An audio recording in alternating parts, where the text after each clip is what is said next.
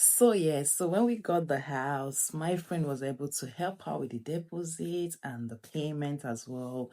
Oh, this lady went out of her way for us. I'm telling you, because when she was bringing out this money, she was like, "This is a place." I mean, when you're making savings, right? I'm doing it as well. Like there are some savings you're making like this. That savings is what you don't want to lay your hands on, no matter what. No matter what, you don't want to lay your hands on that savings. But she has to go out of her way to touch the savings that she said she doesn't want to touch, no matter what. So you can imagine the kind of person that this person is. Till tomorrow, I remain grateful to her. She's the best. So she has to do this for us, and we were able to acquire this house.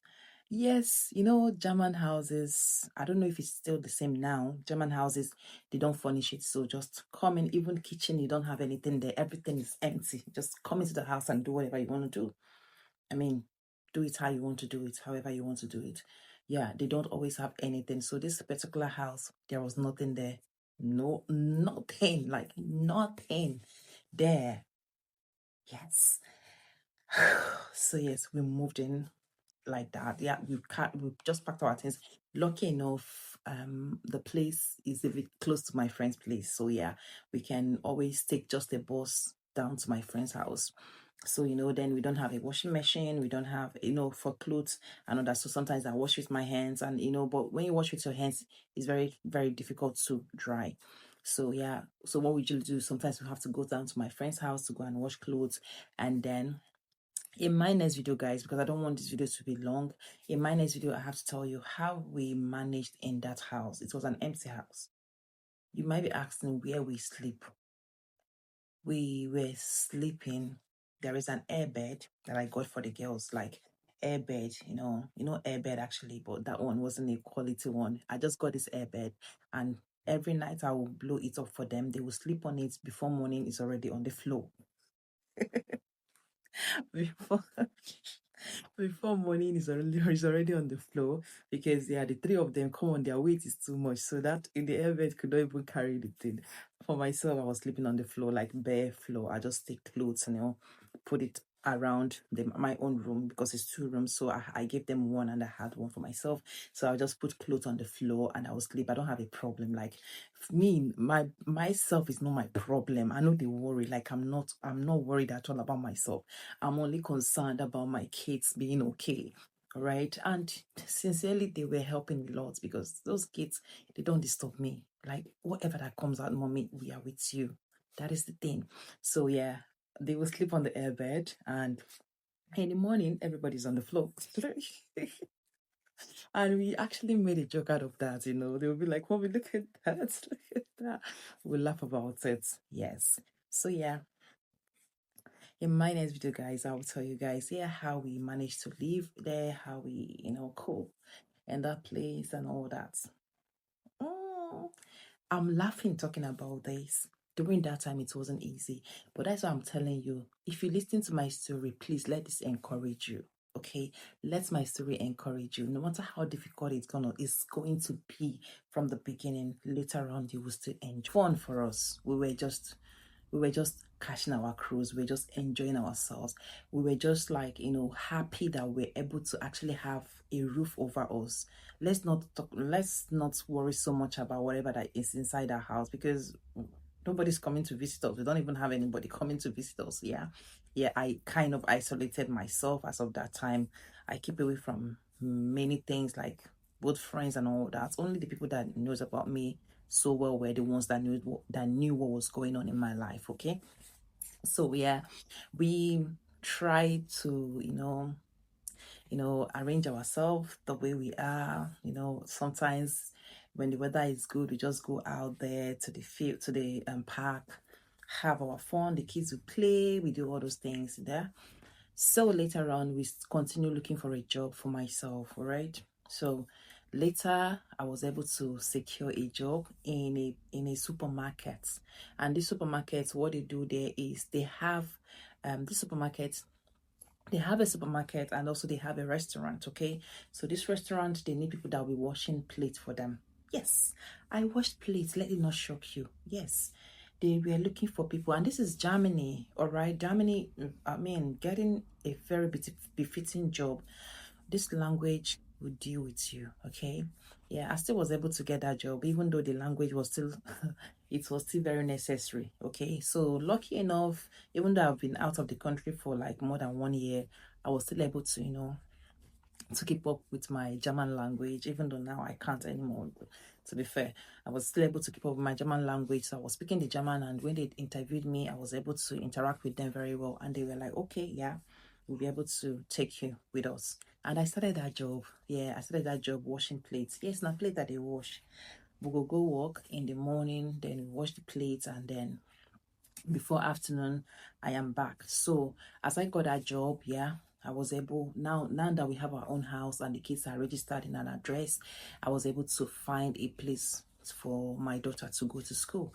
So they only took my first daughter, and then it was later on that they took the other two, because they were still very little, and the schools, when you go there to register them, they will tell you, oh, we are already full, you have to wait for some time. Okay, so that was what happened. My daughter, lucky enough, my daughter, once we went there, because she was in primary school already, once we went there, they were already they were able to have a place for her.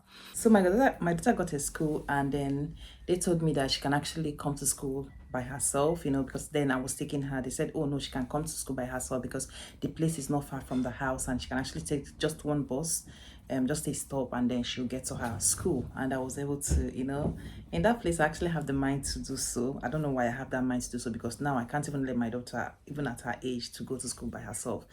I don't know why I had that mind as of then to allow her to go to school alone.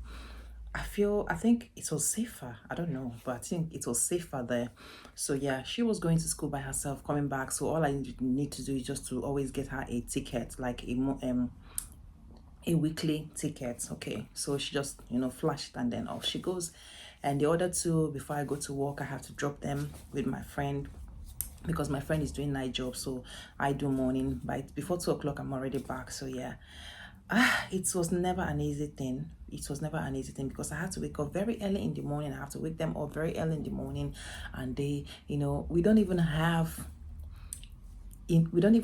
enough equipment to lead us, to, let's say we don't have a toaster. Maybe let's say you want to eat bread quickly, for you to toast the bread or to do anything. Sometimes we were able to get a cooker. I got it from one of this all this second-hand markets online. I got our cooker from that place. So we have oven, we have the cooker up there.